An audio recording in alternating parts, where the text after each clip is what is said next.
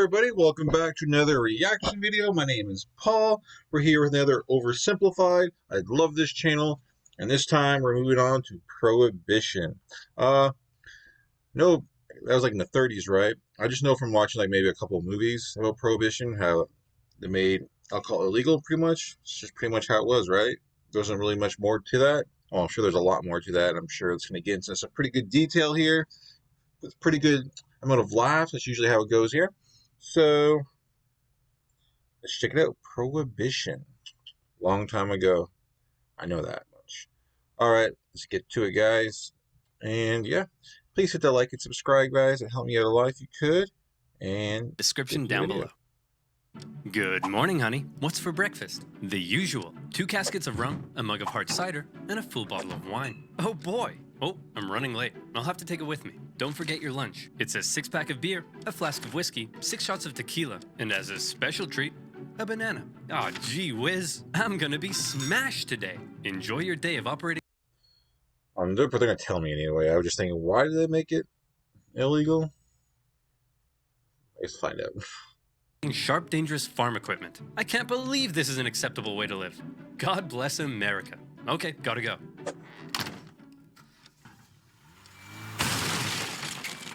I love my life. Oversimplified Prohibition. America, the land of beautiful strip malls, top-class infrastructure, and wonderful urban sprawl. Ah, yes, beautiful America. But what's the most American thing you can think of? The Statue of Liberty? Mount Rushmore? A crazy lady in a mobility scooter yelling at a pigeon? Well, what if I told you the answer is alcohol? That's right. When the Puritans arrived on America's shores, they brought a ship packed with beer. George Washington provided his men with a daily cup of whiskey. Andrew Jackson's inauguration party left the White House so trashed that everybody had to be ordered outside. Frederick Douglass said whiskey made him feel like a president. Me too, Frederick. Me too. Americans drank at breakfast. Doctors prescribed their patients hard liquor. In the 19th century, Americans drank 3 times as much as their modern-day counterparts. That's a lot of whiskey. Wow. Hey, Jerry, how's that report coming along? Already done, sir. I've also organized your paperwork, watered your flowers, and been a father figure to your children. Wait a minute. What's that smell? Have you been drinking at work? No, sir, I would never. Well, why not? Everyone else is doing it, but I got all my work done. You're fired! Americans drink at work. They drink at barn raisins, baptisms, and public hangings. Heavy drinking was so normal that it was as American as apple pie. Hi, everyone. My name's Ron, and I'm an alcoholic. Get over yourself, Ron. We're all alcoholics. But more and more Americans began to wonder whether all of this truly was a normal way to live. Were Americans drinking, perhaps, a little too much? Well, one group in particular thought the answer to that was yes. You know them, you love them. Woman. Oh, crap! Woman! Run! Women really took the alcohol from us. Oh, come on there. It's a little too far. Hang on! We just want to talk. Woman talking in public? That's outrageous. Come on, Fred. You've got 2 kids and a wife at home. Yet here you are spending your entire paycheck on booze. And you, Dr. Spanky, you were on the cusp of discovering time travel. But what did you discover instead? The sweet, sweet joys of whiskey. That's right. Alcohol. It's destroying our families, our jobs, and our homes. She's right. She's right. Hang on, men. Don't let them get to you. This saloon is our safe space where our wives and children can't annoy us with reality, where we're free to be real men. She's right. She's right. I am a man. And what is it real men do? Take care of their families. I don't know what you're talking about. Do you take care of your family? No. We drink beer, we shoot guns, and we mud wrestle. Come on, dude, you're just making it sound bad. As America's heavy drinking ruined more and more lives, moral resistance began to arise, and women were at the forefront, taking matters into their own hands at a time when women doing just about anything was shocking. They'd had enough of being victim to their husband's heavy drinking, and they were going to do something unprecedented. You're going to what? I'm going to protest.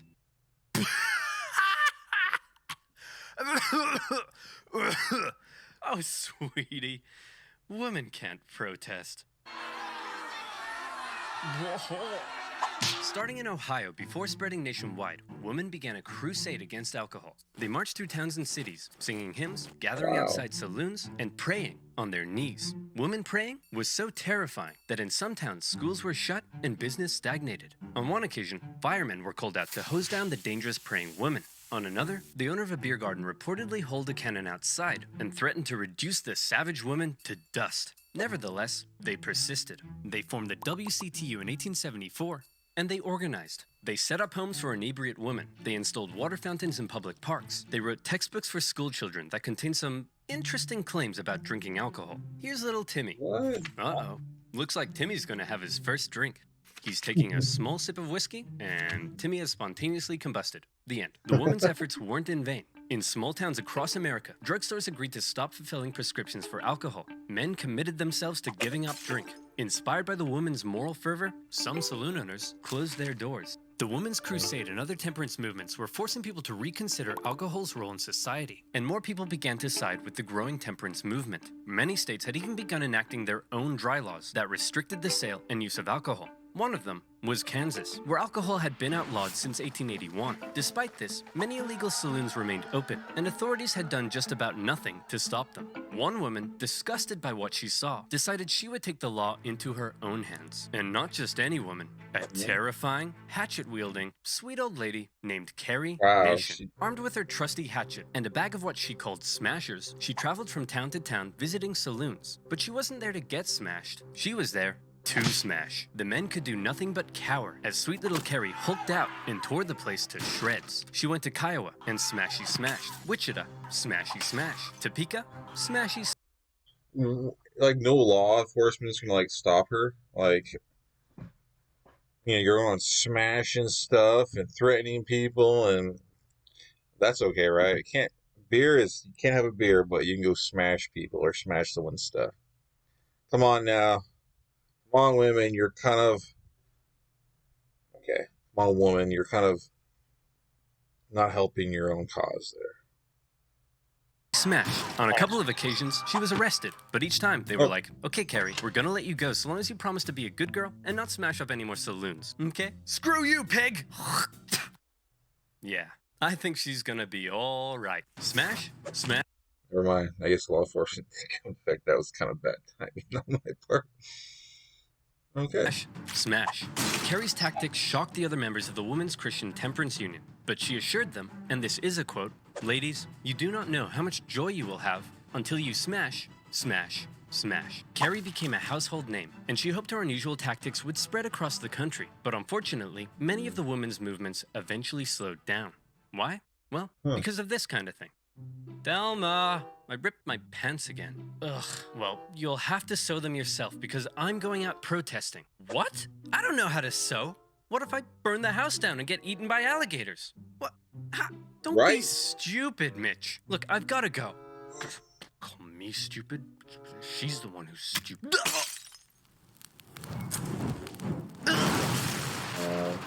Hey, Thelma! Look who's stupid now! Come on, women. Hi, this is Margaret, your Delta And got eaten by an alligator. To listen is to hear more than what's being said and offer the answers that make someone feel truly heard. I understand. Let's get started. Call Adele Technologies I know. advisor today. I need ad blocker. See, while the women were out protesting, there was nobody to do the cooking and cleaning and being seen and not heard, and they gradually had to return to their duties at home. But where the women had got the ball rolling, a new movement was about to take that ball all the way to Washington, D.C. I'm talking about the Anti-Saloon League. The Anti-Saloon League was a political pressure group run by a very sweet-looking old man. But don't let that deceive you. This guy was an evil genius. While the women's movements were interested in a whole range of issues, Wayne Wheeler and the Anti-Saloon League only cared about enemy number one, Mr. Alcohol. And as a result, they were extremely effective. They were able to exploit the fears of the American people. And I mean everyone's fears. Here's how they did it. Hello, sir. Welcome to the Liberal Progressive Rally. Why don't you introduce yourself? Well, I'm Patty, and I'm an immigrant from Ireland. And tell me, Patty, do you drink? Oh, yes. I drink a lot. See, folks, people like Patty come here looking for a better life, only to end up drunk in the gutter. Don't worry, sir. We're gonna help you. Hey, man, you're doing great. I just need you for one more thing. Hey, Christian conservatives. This is Patty. He's a dirty Catholic Irish immigrant who's come to destroy America with his alcohol-fueled debauchery! What? Workers were told alcohol was a capitalist ploy to keep them subjugated. Factory owners were told alcohol was making their irresponsible workers lazy. The black community was warned alcohol was hindering its progress, while racists were warned alcohol would turn black men into brutes. In one of the most confusing eras of American politics, totally opposing groups found themselves agreeing on at least one thing: alcohol was bad. The Anti-Saloon League also made great use of propaganda, something prohibitionists have been doing for decades. Take this specimen, for example, that warns what will happen to you if you start drinking. Let's see. First you take a drink, you get a little rowdy, okay. You make some new friends, nice. Then you become homeless. You turn to crime, and... But the most effective tactic Wheeler used to force prohibition on America was pressure politics. In any election he could, Wheeler very successfully rounded up support against any politician who was in favor of alcohol. In Ohio alone, he had 70 state representatives and the popular Republican governor ousted from office and replaced with prohibitionists. Suddenly, every politician in America was afraid of Wayne Wheeler. Even those who enjoyed alcohol in private began pretending to be against it in public. Alcohol is delicious. Malicious. Sorry, Wayne. I'm really drunk right now. Then it really hit the fan in 1917, when America found itself fighting in the First World War against Germany. Anti-German sentiment exploded. Sauerkraut became Liberty cabbage. German measles became Liberty measles. And Dachshunds became the embodiment of evil. See, America? You've always been this way. The biggest brewers in America were German, and Wheeler saw to it that drinking alcohol became akin to pro-German treason. The German brewers desperately tried to fight back, creating their own propaganda, presenting beer as a healthy beverage, one that you could even give to your kids. As you can imagine, it didn't go down well. President Wilson instituted some temporary wartime prohibition measures to save grain for food, and with many in the country now in support of prohibition, all that was left was to make it law. One problem was that taxes on alcohol made up nearly 40% of the US government's annual revenue. And the government wasn't just about to give that up. No problem. The Anti-Saloon League helped lobby for the creation of a new income tax on the American people. And just like that, the government was no longer reliant on alcohol. Prohibition was finally introduced to Congress in 1913, not just as a law, but a constitutional amendment.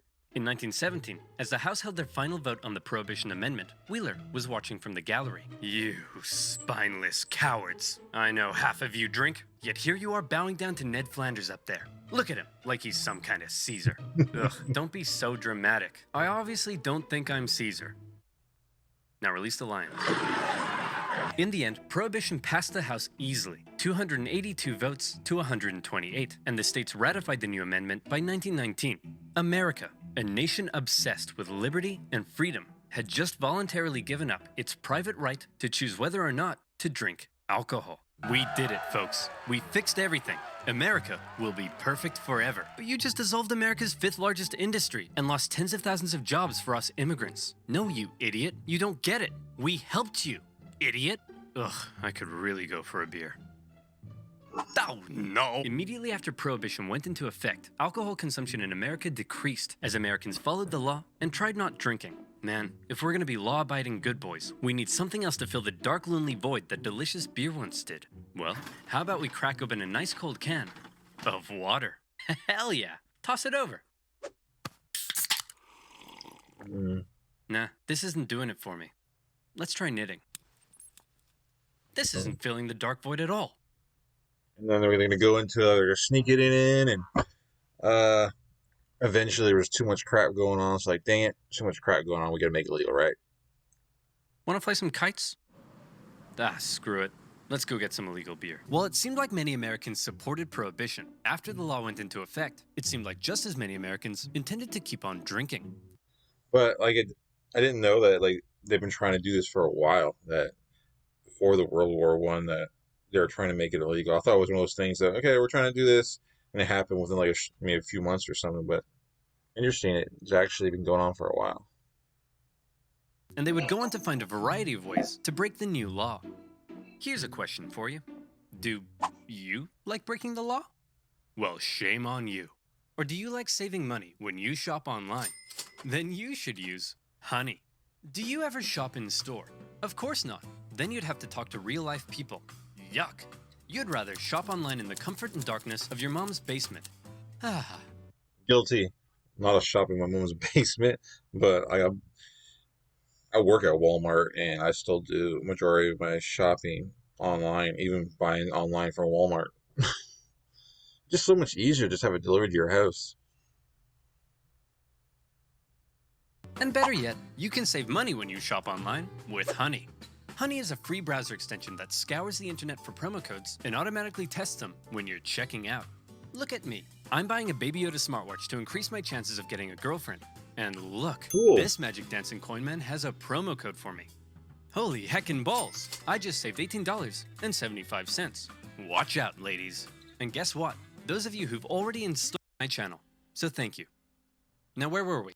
Sorry, I just skipped ahead of that ad. Oh yeah. Punching Patty, passing Prohibition, and procuring pints. Pretty soon after the new law went into effect, the failures of Prohibition were already beginning to rear their ugly heads. For starters, the details of the new Prohibition law, written by none other than Wayne Wheeler himself, turned out to be more draconian than expected. Many Prohibition supporters only wanted to outlaw hard liquor and hoped beer would remain legal, but the Volstead Act outlawed anything over 0.5%. That would make Liberty Cabbage illegal. Secondly, the new law was full of loopholes that Americans very quickly began to exploit. For example, while the sale and manufacture of liquor was illegal, drinking it wasn't. And you could also keep any alcohol you had before the law went into effect. So many private clubs hoarded huge amounts of alcohol that saw them through the entire Prohibition period. Whiskey intended for medicinal purposes was also allowed, and doctors basically became bartenders. It looked as though a full-on epidemic had broken out, as there was a sudden surge in prescriptions for whiskey. Sacramental wines used by churches and synagogues were also permitted. Orders for communion wine suspiciously skyrocketed by millions of gallons. And as rabbis had access to religious wine, suddenly everyone was becoming a rabbi. You had Rabbi Pat O'Leary, Rabbi LL Cool J, Rabbi Fluffy. But don't worry, I'm sure all these definitely legitimate religious figures That's smart. Smart, though. couldn't possibly be selling wine in the back alley after Mass. Yep, definitely nothing strange going on here. New products also hit the shelves in stores, such as Vine Glow, a brick of dehydrated grape juice, itself not alcoholic, and therefore perfectly legal. But the packaging did contain a strangely specific warning. After dissolving the brick in a gallon of water, do not place the liquid in a jug in the cupboard for 20 days, because then it would turn into wine. I'll take 1,000. Yes, sir. Now, at this point, I want you to think back for me, if you will, to the year 2005. You're the coolest kid around, and you convince your parents to rent the greatest movie of all time from your local Blockbuster. But the movie starts with a strange message. Something about not downloading a car? You immediately disregard that and hop on Kazaa to download the greatest song of all time, and in the process, drain your dad's bank account with copious amounts of ransomware. You were breaking the law, you bad boy or girl, but did anyone come to arrest you? No. That's my point. If no one's enforcing a law, while everyone's breaking it, is it really a law? And so it was with Prohibition. See, the conservative-led governments of the decade were also the kind of people who believed in small government spending. So they'd passed a law that would be extremely difficult to enforce, but also didn't want to spend any of the money required to enforce it. The newly created Bureau of Prohibition only had 1,500 agents to cover the entire country. That's one agent for every 70,666 Americans. In a massive country with 12,000 miles of coastline and one gigantic land border with Canada. Good luck, schmuckos. And all these clever little loopholes people were using to score illegal booze were only just the beginning. America was about to devolve into alcohol-fueled criminal chaos. Wendy's didn't start the chicken wars. They just ended them with Wendy's. So this is really the mafia and the gangs and stuff coming. All right. Classic chicken sandwich. Nothing beats this classic. Come on, that makes me Grab it hungry. now in Wendy's 2 for $5. By outlawing it, Prohibition had made alcohol a precious commodity, and millions of Americans would become outlaws as they found a variety of ways to score illegal booze. For example, many Americans began making their own liquor. Illegal stills from making moonshine were found by Prohibition agents from the hills of Kentucky and the caves of Arizona to parking lots in major cities, and even in the homes of Prohibition-supporting politicians. Oh, come on now, fellas. I voted for Prohibition. I'm not gonna have an illegal still. What's this? That's my son, Freddie. Say hi, Freddie. Sir, this is obviously an illegal still. How dare you? Hey, what's this in the bathtub? That's bath water. Why does it taste like alcohol? Here's a better question. Why are you tasting my bathwater? Weirdo. Come on, Freddie. Let's get away from these perverts. To discourage moonshining, the government began adding extra toxins to many of the products moonshiners were using, which resulted in many cases of severe illness and death. But alcohol wasn't just being made at home. Along America's vast coastlines, rum runners smuggled alcohol into the country by sea. A floating supermarket known as Rum Row extended along the East Coast just beyond America's maritime limit, and bootleggers frequently sailed out in small boats to pick up shipments of booze. These bootleggers could then be found selling their illegal products everywhere, even in the halls of Congress. Wow, Pop. One day, I want to work here. Well, son, if you work hard and never give up, one day even you could be a massive hypocrite. Even President Harding was known to serve his cabinet bootlegged whiskey, and some bootleggers were so successful, they became bazillionaires, such as Roy Olmsted, an ex-cop who became one of the biggest employers in the Seattle area from smuggling booze. Unfortunately, all of his whiskey came from Canada. Yuck! All of this criminality was being made possible by copious amounts of corruption. What's wrong with Canadian? Talking about, man. It's Crown Royal. Could be this Canadian alcohol. It's good stuff. Across the country, armies of government officials were persuaded to turn a blind eye. Bootleggers became so rich, it was no problem to stuff a couple $1,000s into the front pocket of the police chief, or the mayor, or their disapproving mother. And some cops were getting almost as rich as the bootleggers. All right, men, everyone gather in. I've received word that one of you has been taking bribes from bootleggers. Any ideas who? Kevin, perhaps. Got any thoughts? No, sir. Many police officers came from the same communities that drank a lot, and they weren't about to arrest their own granddads for knocking back some homemade gin. But all this isn't to say there was no enforcement. Plenty of government officials were doing their best to enforce the new laws, and some unlucky individuals received very harsh penalties, such as a Michigan mother who was sentenced to life in prison for small-scale moonshining. What? Cases like these were widely reported in the media and only served to make Prohibition even more unpopular. But not just that. The media also loved to cover the exploits of the most famous bootleggers, turning them into national icons. One of the biggest bootleggers was a man named George Remus. Originally a lawyer, he watched as his bootlegger clients paid off enormous fines like it was nothing, and proclaimed bootlegging's the business for me. But unlike most bootleggers, Remus had big brain, and he came up with a pretty clever system. See, there were millions of gallons of liquor produced before Prohibition that were sitting in distillery warehouses, and it could only be sold with government permission to drug companies. So Remus set up his own drug company and bought all the liquor. Then he set up his own transport company to transport the liquor. And then he would send his own men out with guns to intercept his own transport vehicles. And this would happen. Hey man, this is a stick-up. Oh no, please don't hurt me. I won't hesitate to shoot. Please, I have a wife and kids. Hand over all the whiskey, Fatty. Hey! Fatty isn't in the script, you jerk! After stealing all the whiskey from himself, he could then sell it for big bucks. The perfect crime. Unfortunately, Remus was eventually caught by a goody two-shoes Prohibition director in Indiana who wouldn't take Remus's bribes, and the government found Remus guilty of violating the Volstead Act 3,000 times. For 2 years, as Remus sat in prison, his wife promised to take care of all of his money. And by take care of his money, she meant have an affair with a Prohibition agent, sell off everything Remus owned, and file for divorce.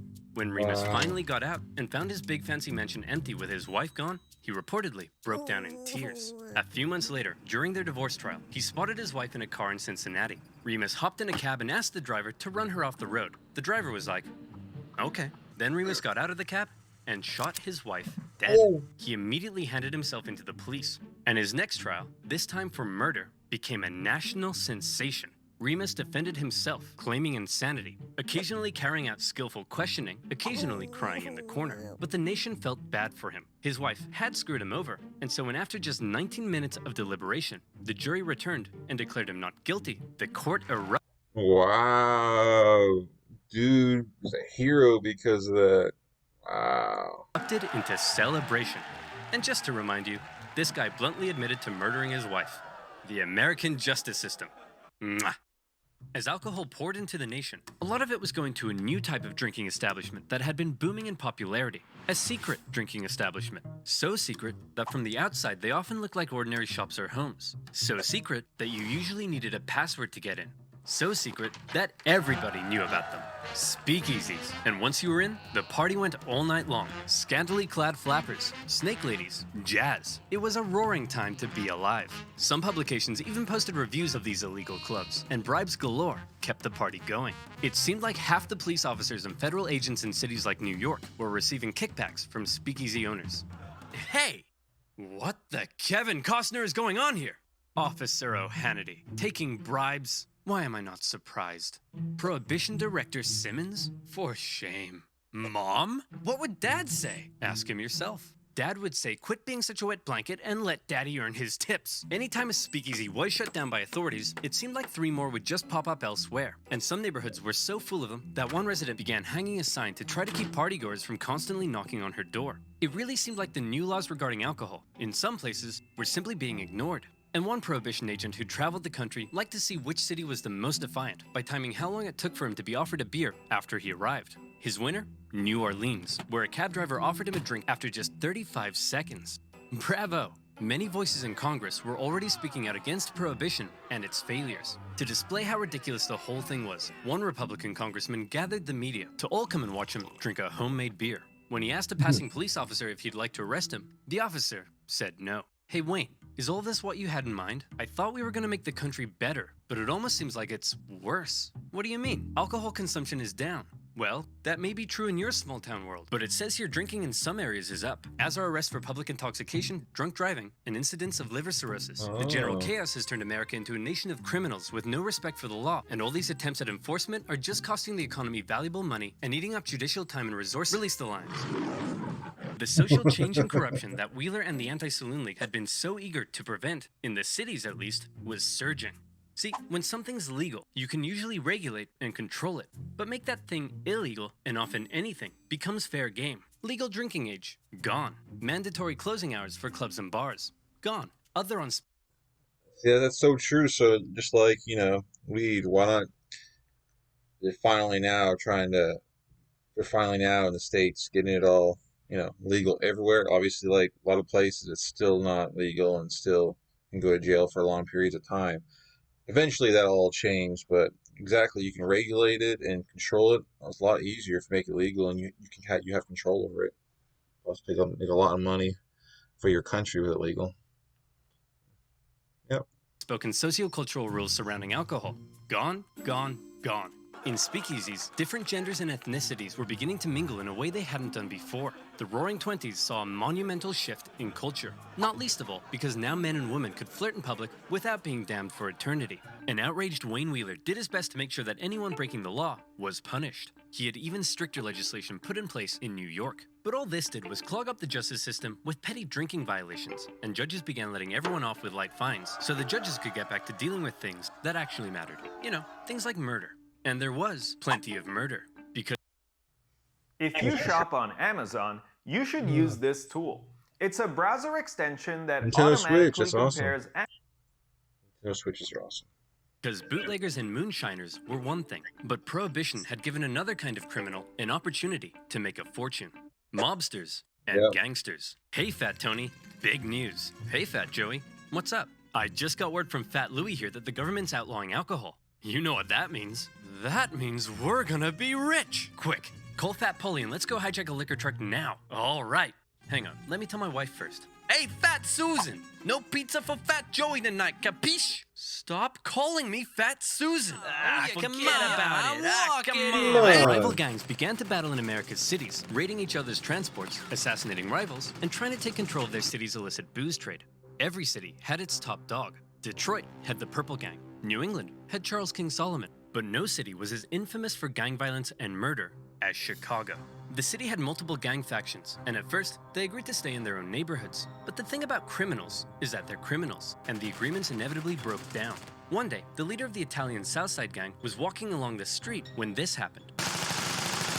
And he was like, you know, I think I'm done with this, and left for New York, leaving his crime empire to his chief enforcer, none other than Al Capone. Yep. Having been knifed in the face in his younger years, Capone earned himself the name Scarface. Although interestingly, he hated that nickname and preferred to be called Snorky. Snorky was ruthless, just like any other gang leader in America. But what set him apart from others, the reason he's become synonymous with 1920s gang warfare, is this. Most other gang leaders would try to keep a low profile because, you know, they're killing and murdering and stuff. But Capone lived for the fame and kept an extremely high public profile, frequently speaking with the media about his exploits and presenting himself as a gracious host, providing Chicago with good times.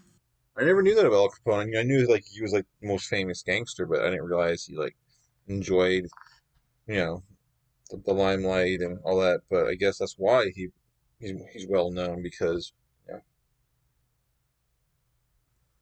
No need to thank me, fellas. I just provide the city with a valuable commodity, while doing away with the competition. You mean you murder people? Whoa, who said anything about murder? I just, force my rivals underground. When you do the thing with the hands, it seems like you're talking about murder. Whoa, look at you with the brains. No, I just help people retire from life. So murder. Whoa! Al Snorky Capone was somewhat of an enigma. Brutal in how he dealt with enemies, but in front of the camera, he was all smiles. One day, he'd be ordering hit after hit. The next, he'd be signing autographs in Wrigley Field. One day, That's funny. It's kind of like politicians, right?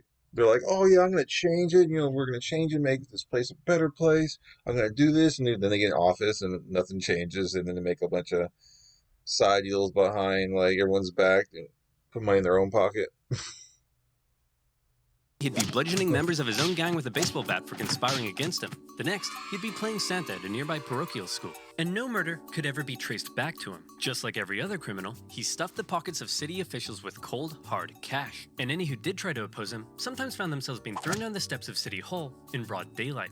Problem solved. The public couldn't get enough of Capone. He quickly became a household name as people romanticized the gang life he lived. And this became a source of concern for the people at the very top. President Hoover? Ugh, what is it now, Miles? I'm busy. Well, it's just that there's a lot of crime, sir. Crime? How long's that been happening? Well, since the dawn of man, sir. What? Would you like me to blame it on the Democrats again? No, Miles, I want you to blame it on squirrels. Yes, the Democrats! Now stop wasting my time! Since having a crime lord controlling public officials and winning the hearts of the people probably wasn't a good thing, Hoover personally ordered that something be done about this Capone fellow. But before he knew it, President Hoover was also dealing with another major problem. You know him. You love him. Woman. The Prohibition era had been going on for nearly a decade, and anyone with a brain could see that it really wasn't going very well. One person with a brain was Pauline Saban, an extremely influential and rich woman who served on the Republican National Committee, fundraised for Republican presidents, and had a secret wine room in her giant mansion. She initially supported Prohibition, but was now disgusted at the chaos it had created, and she began a new women's movement, this time not for Prohibition, but against it. Being the extremely influential woman she was, her new organization gained nearly 1.5 million members within 2 years, 5 times that of the Women's Christian Temperance Union. She hated that the WCTU claimed to speak for all women, and she began calling for the repeal of the 18th Amendment. President Hoover, I helped fund your campaign, and now I want you to end Prohibition. Miles, what is it I say when I'm not going to do anything? You'll look into it, sir. Oh yeah, that's right. Pauline? I'll look into it. Saban gave speeches on the steps of Congress and helped start a growing push among the American people against Prohibition. But Hoover, a prohibitionist himself, wasn't budging. Then, on the 14th of February 1929, something happened that shocked the nation. Men, thought to be working for Al Capone, tricked some Irish mobsters into meeting them at a garage in Chicago, thinking they were there to purchase hijacked whiskey. Instead, the mobsters were lined up against the wall by men dressed as police, and they were shot. The Valentine's Day Massacre had people outraged. It was cruel and almost felt like American mobsters had finally crossed a line. People were sick of the violence, and in part, they blamed Prohibition for helping to create it. The pressure on Hoover to do something was steadily increasing. Fine. Miles, I want you to put a report together to see if this whole thing is working. You mean the thing where mobsters are becoming increasingly powerful and massacring each other in the streets and everyone is disregarding the law and half our public officials are corrupt and taking bribes? That thing? Yeah, I want to know if it's working or not, Miles. Stop wasting my time! Hoover continued to drag his feet on Prohibition, but after the Valentine's Day Massacre, he was still determined to do one thing. He wanted Al Capone in prison. Since Capone had been so careful, the FBI were having a hard time charging him with anything, but eventually, they got him. Capone, we know you're supplying Chicago with alcohol and you've been involved in countless murders. Whoa, look at you with the crazy talk. I ain't done none of that stuff. But you're rich, right? You're damn right I am. And so where'd all the money come from, Capone? All right, I'll let you in on a little secret, but you gotta promise not to tell anyone, okay? I don't pay my taxes. Whoa! For all of his murdering, the IRS finally got Capone on tax evasion. At his trial, he didn't seem too concerned though, and spent most of his time having a laugh with his lawyers. Hey Capone, I gotta know, why are you so confident you're gonna win here? Well, Your Honor, because I'm an honest man with a big heart who's passionate about working for the good of the people. And also because I threatened the entire jury's families. Luckily, at the last minute, the judge replaced the entire jury pool with a new one that Capone's men hadn't yet got to, and Capone was found guilty. He was sentenced to 11 years in federal prison, the harshest penalty ever given to a tax evader. But even with Capone locked away, the violence in Chicago and other cities continued. And in response, the movement against Prohibition continued to grow. And the final nail in Prohibition's coffin came in 1929. After a decade of booming economic growth under 3 Republican presidents, the stock market plummeted, and America was thrown into the grips of the Great Depression. It was an awful time. 1 out of every 5 workers, 15 million people, would lose their jobs. Half the nation's banks failed. Temporary shantytowns were built for the broken homeless in public parks. Suddenly, very few people had time to care about Prohibition. Expensive enforcement of an unenforceable law didn't seem like that big of a priority when people were having their homes repossessed and losing their life savings. And many began to argue that repealing Prohibition would create vital jobs and tax revenue for the government. Yet President Hoover doubled down. Here's that report you asked for, sir. Gimme. Prohibition is great. Fantastic news. Sir, it says here Prohibition is great at undermining the rule of law in America. Miles, it says the word great. That means good. Now stop wasting my time! The public, increasingly shocked at the violence they saw in the streets, the corruption they saw in the government, the general disregard for the law, and now an economic calamity, had enough. For his re-election, Hoover faced a Democratic candidate who promised to finally do something about Prohibition, Franklin D. Roosevelt. Crowds cheered as FDR made his campaign speeches promising to modify the Volstead Act, and Pauline Saban, a lifelong Republican, along with her 1.5 million supporters, endorsed Roosevelt. And on Election Day, it was a landslide. Before FDR had even taken office, Republicans in Congress began the process of passing the 21st Amendment to repeal Prohibition. One of FDR's first acts as president was to pass the Beer Permit Act, which made beer legal while the new amendment was being ratified. In 1933, with the passage of the 21st Amendment, Prohibition was finally over, and the people celebrated like they'd just won a world war. I was gonna say, like, I bet people were partying, and all of a sudden, the people just had their alcohol stored away. They were out on the streets. I can imagine that's probably like a crazy time. Bars and taverns were packed. The WCTU were inconsolable. Wayne Wheeler was dead, and the celebration, particularly in America's cities, was intense. Heading into the mid-1930s, the effects of Prohibition were clear to see. From now on, culture around drinking had changed, with men and women drinking together, not in saloons, but in bars and taverns. The crime syndicates that had been given so much power through Prohibition remained powerful as they moved on to other things. Some states opted to remain dry, with Oklahoma only repealing its Prohibition laws in 1959. To this day, there are still counties in America with some form of Prohibition. So what did we learn today, kids? What's the big lesson here? What's the moral of this story that we can Alcohol is good, and no more Prohibition, right? all take away and apply to our day-to-day lives? Maybe that you shouldn't force your own morals on others who don't share them? Maybe that if you tell Americans not to do something, that's the one thing they'll definitely do. Or maybe there is no lesson. Maybe we're all just a bunch of dumb, stinky idiots, and we're all doomed. The end.